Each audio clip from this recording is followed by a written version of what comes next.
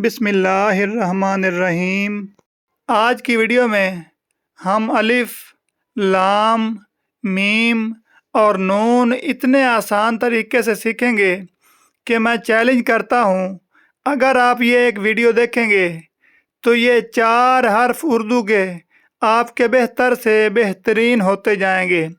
देखिए, मैंने मार्कर को पकड़ा है और अलिफ लिखा है और अलिफ के साथ मैंने नून को मिला दिया है। फिर से देखें, ये मैंने अलिफ लिखा, बड़ा अलिफ लिखने के बाद मैंने क्या किया कि इसके साथ मैंने नून की शक्ल को मिला दिया है। इसके अंदर हमारी अलिफ भी है, लाम भी है और नून भी है। उसके बाद मैंने एक जो है नुक्ता लगाया है और उसके बाद उसको आगे नीचे की तरफ लेके आया हूँ लाम की तरह ही, तो ये मीम लिखा गया। अगर मैं इस मीम को ऐसे मुकम्मल करता हूँ तो अगर आप मोबाइल उल्टा करके देखें तो ये दोनों आपको एक तरह ही नज़र आएंगे। ये दोनों ही लाम लिखे हुए हैं। देखें, ये दोनों हैं तो लाम, लेकिन इनमें मीम भी है, लाम भी है, अलिफ भी है, नून भी है और मीम भी है। तो इस एक हर्फ को देखने से, एक हर्फ को सीखने से हमारे 4 से 5 जो मज़ीद हरूफ हैं वो ठीक हो गए हैं। देखें, आपने मार्कर को या कलम को हमेशा इस तरह से पकड़ना है, क्योंकि लोग लिखाई तो सिखा रहे हैं लेकिन मार्कर को पकड़ने का तरीका ही नहीं बता रहे। तो जब तक आपको मार्कर पकड़ना ही नहीं आएगा तो आप सही लिखेंगे कैसे?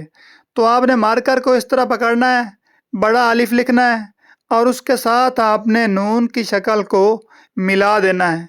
तो ये हमारा इसके अंदर अलिफ भी है, लाम भी है और नून भी है।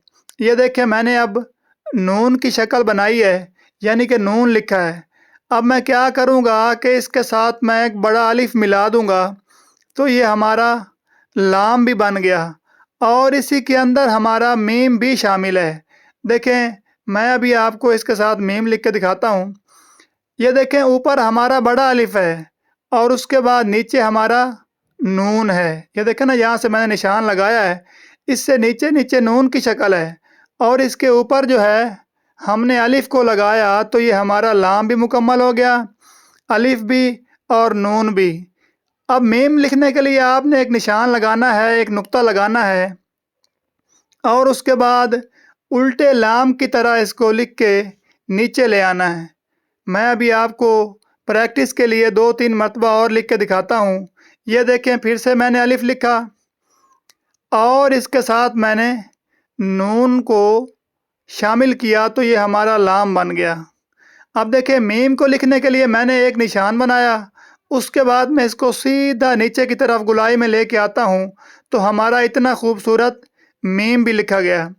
अब अगर आप ये चेक करना चाहें कि ये सही है कि नहीं, तो आपने उस मीम को भी लाम की तरह गुलाई देनी है। ये देखें, इस लाम के अंदर, पहले वाले लाम के अंदर भी मीम है हमारा और दूसरे मीम के अंदर भी हमारा लाम है।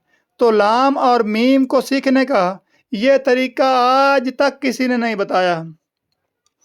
अल्हम्दुलिल्लाह, मैंने इस पे काफ़ी किताबें भी लिखी हैं। तो जो तरीका मैं आपको बताऊंगा, अगर आप उस पे अमल करेंगे तो इंशाअल्लाह ताला आप बहुत जल्द लिखाई सीख जाएंगे।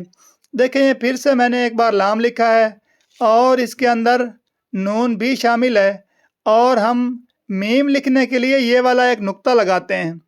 नुक्ता लगाने के बाद आपने इसको गुलाई में नीचे लेके आना है।